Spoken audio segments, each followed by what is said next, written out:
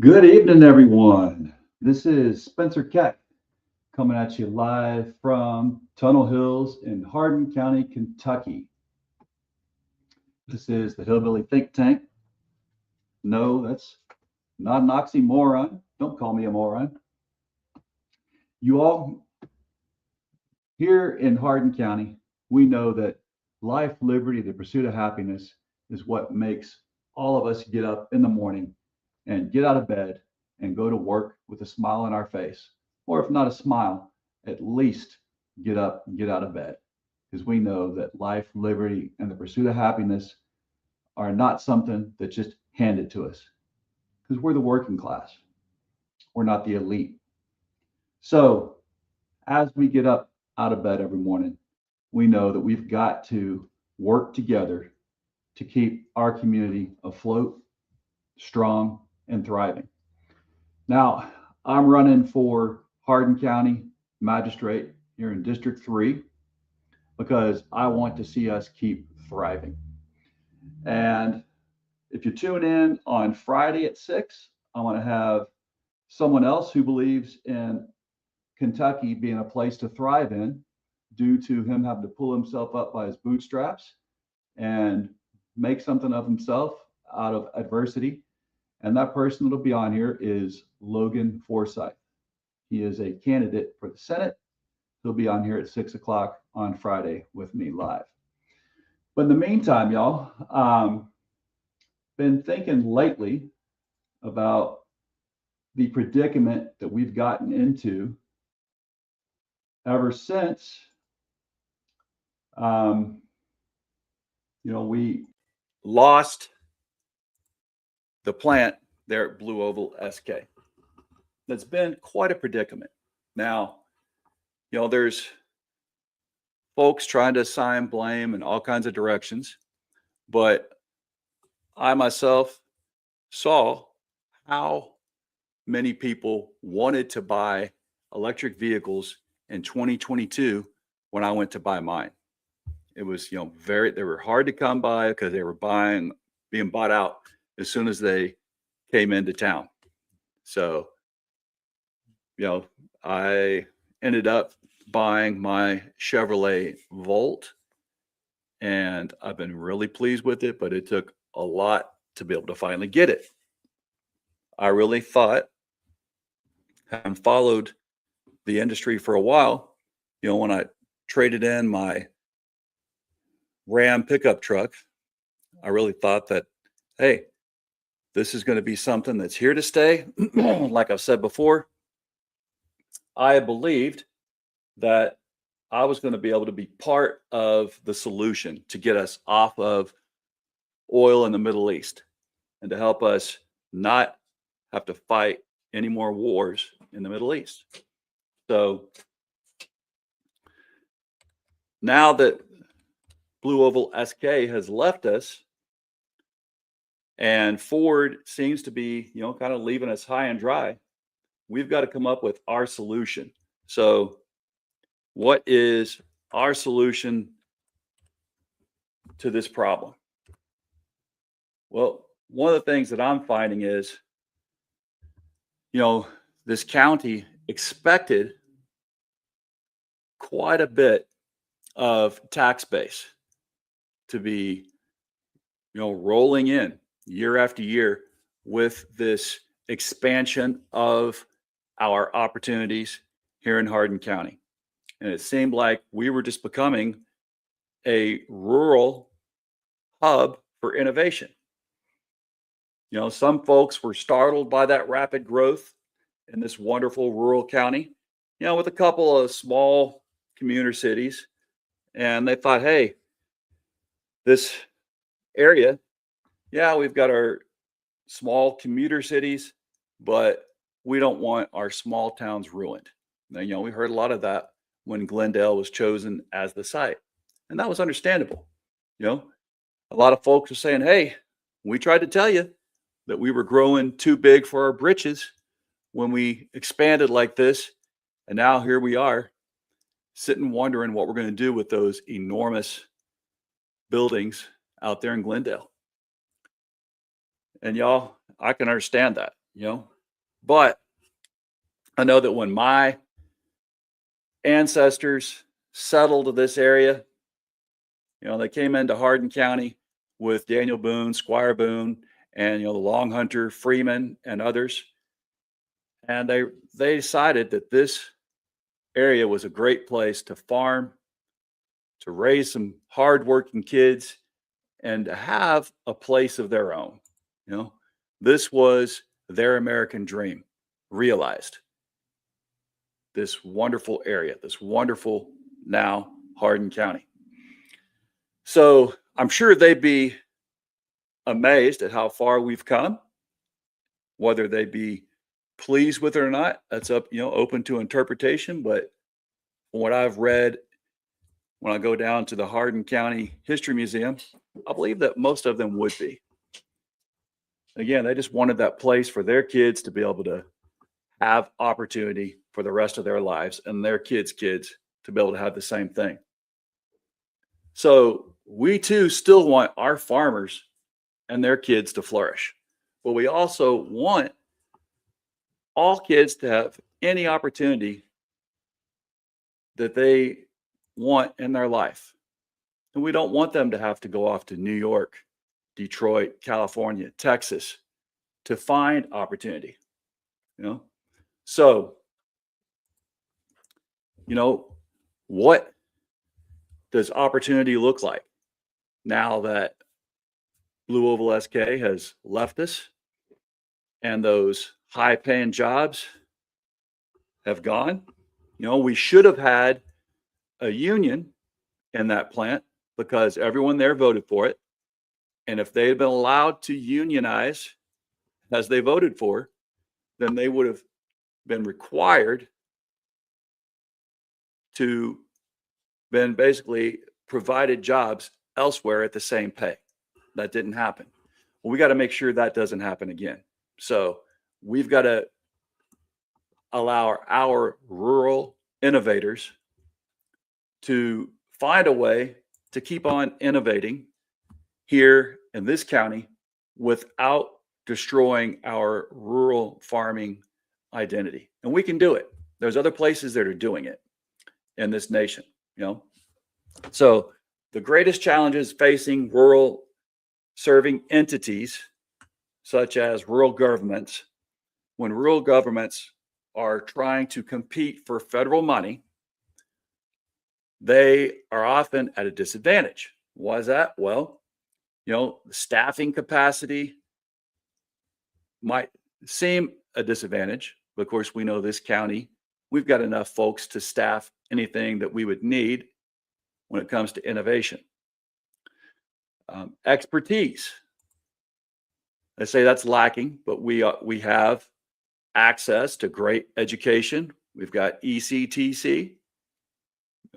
We've got a working program with Western Kentucky University for kids to be able to get their degrees here without even having to go down to Bowling Green. So we've got the technical knowledge available and tools are available. So we need to be able to locate grants from the federal government that can help replace what we lost when we lost this Blue Oval SK plant. None of us wants to see our taxes go up now in order for us to fulfill the obligations we have to keep on making our county the greatest place to live here in Kentucky. And we've always got improvements and infrastructure that we need to work on and keep in good working order. We don't want to stop that now that that enormous tax base seems to have dried up for the moment. So how can we bring in more innovation, or how can we allow our own residents to be the innovators and stay here with their innovation? It's possible. There have been federal grants for areas like ours in the past. We know that we had just in 2023, there was a great grant available to all the United States with that package that Congress approved back then. We know that's now gone, a lot of it, with this big, ugly bill. But there are still some things we can do with private partners, possibly still federal partners. But what that's going to require is local government officials that can think of innovative ways to bring in more business without having to tax and spend us into oblivion. So, how do we do that? Because we still need to spend, and we still need to spend in order to get folks to be able to thrive here and not have to leave. Right? We don't want our folks leaving here, especially our kids that are well educated here. We don't need them to go off to places like the ones I named before and become innovators there. So we need rural to rural partnerships. Now, we know that Ford left us in the lurch. Well, Ford Foundation has rural to rural innovation partnerships that it's got set up, and it's worked with other rural communities in places like Oregon and Texas. And they help write grants for federal money. They also help write grants for other private entities that can donate to us and donate to the innovators that we have right here.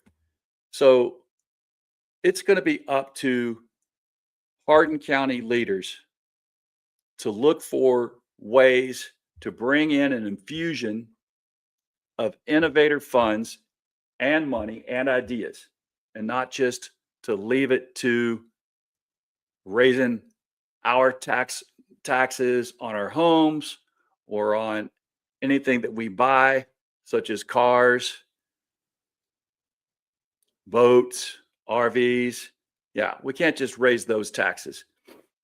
Let's think about how to bring in federal grants and how to bring in private grants so that we can bring in innovators that will find something that was actually beneficial to us, not harmful to our farming environment, not harmful to our water, not harmful to our soil. And we know that, I'm sure there are data centers knocking on our doors wanting to come into our community. But those things poison our water, and they also raise the cost of our electrical bills. And we already hurting enough. We don't need more costs added to us because Ford left us in the lurch. So first, let's look at what our governor thinks happened when,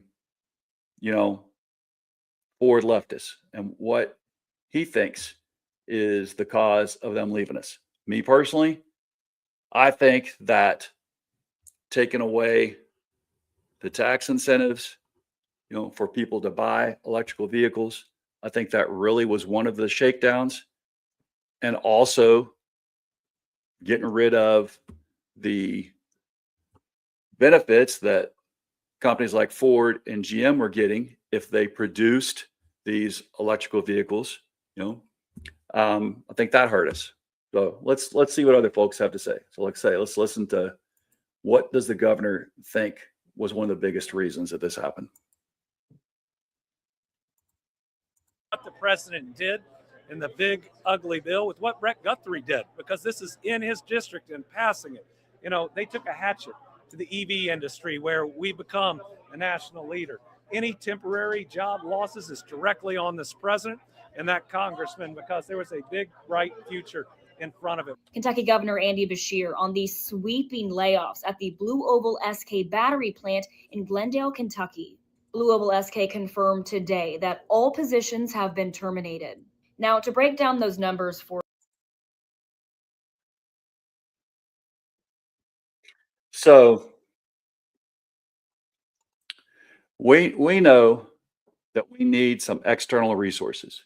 We can't just again, tax our way back to fixing this. So, but we still want our roads to be improved here constantly. So we have better roads here than I see in Jefferson County. You know, often we have less potholes here than I see on Dixie. Once you leave our county and hit the southern part of Jefferson County on Dixie, there's potholes there in that right-hand lane that will blow your tires out all the way until you get up to Hardin County. We keep our roads in good order, and we need to be able to keep on doing that. But we can't if we don't have the money to keep up our infrastructure like we need to. We need to be able to keep our schools improving constantly.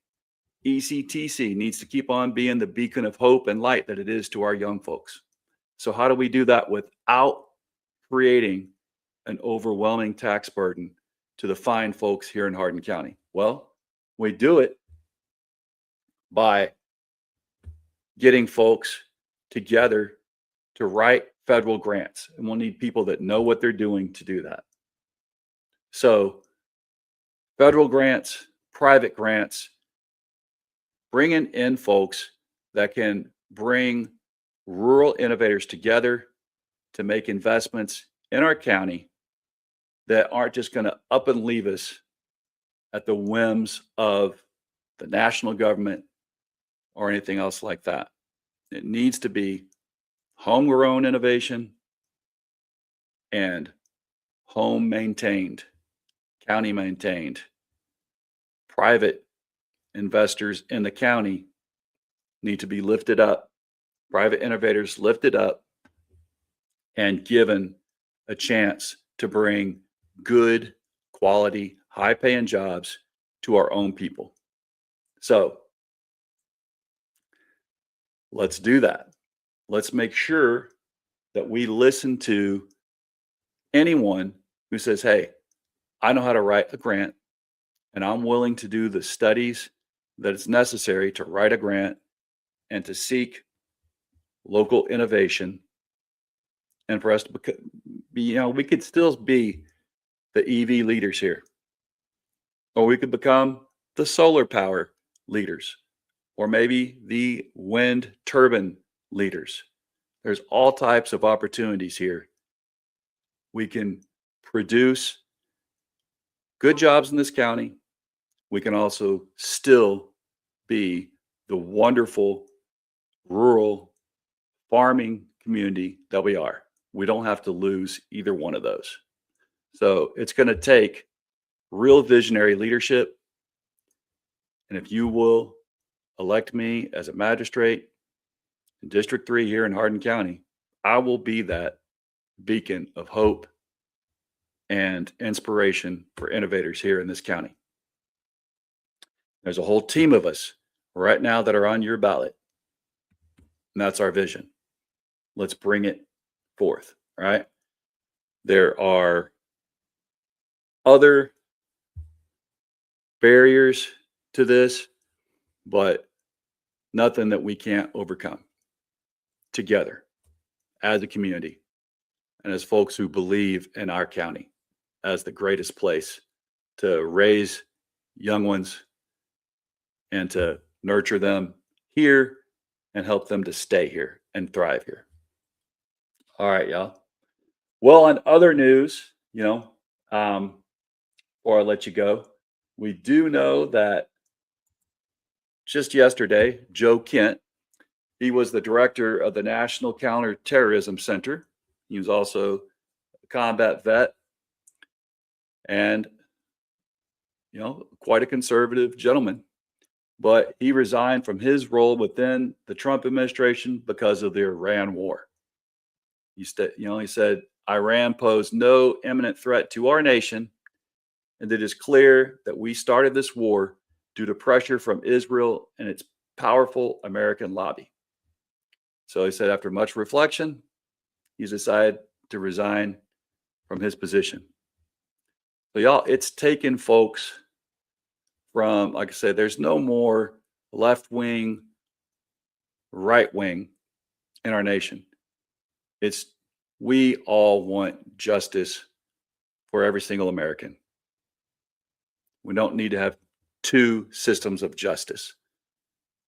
The one that lets the elites do anything they want and use us in any way they want, play games with our lives, and then the justice system that's for everyone below us.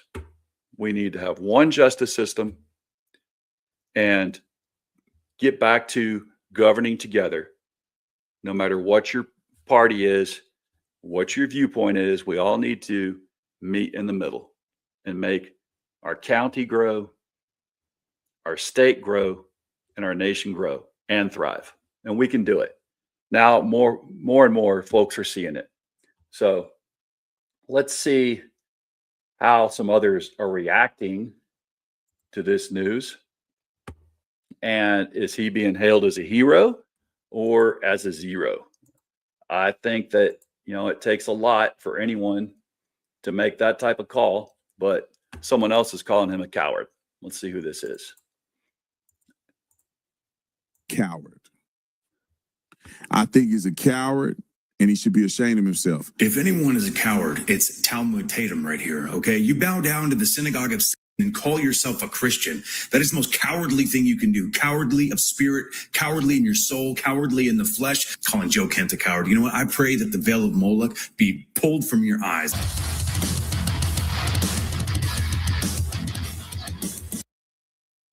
Well, so that's one pretty radical way to see it. Again, Joe Kent and I don't see on a lot of, see the same way on a lot of political things, but we both agree this was an unnecessary excursion, an unnecessary war. And I don't want to see any more Americans lose their lives over an unnecessary war. I want to make sure that our servicemen and women are used when they're absolutely needed for defense. I proudly defended this country in 2 wars, but I definitely don't want to see anyone go through what my brother went through, both of my brothers went through, what I went through, what our father went through, what his father went through, go on back all the generations since America was settled, because we've been there from the beginning, been here from the beginning. So, y'all, let's bring it back to us and what we need, what is good for us, good for Hardin County. So, y'all, just leave you with the idea that, here in Hardin County and all of Kentucky, we know that Kentucky's motto, united we stand, divided we fall. The only way we can stay undivided is if we love our neighbors as ourselves. We recognize that we are our brother's keeper. We are our sister's keeper. So that's how we stay together, undivided, and we don't fall. So let's say tune in again on Friday, 6 o'clock. Logan Forsyth will be on here to talk about his career in the Department of Defense, in Secret Service, and now as a workers' attorney, someone who's working for labor rights, workers' rights, and he's got a great vision for Kentucky. I think you'll enjoy it. I think you'll enjoy his life story. You can even ask him any questions you want while he's on here live on Friday at 6. Remember, everyone deployed, bless your corazon. Have a great evening.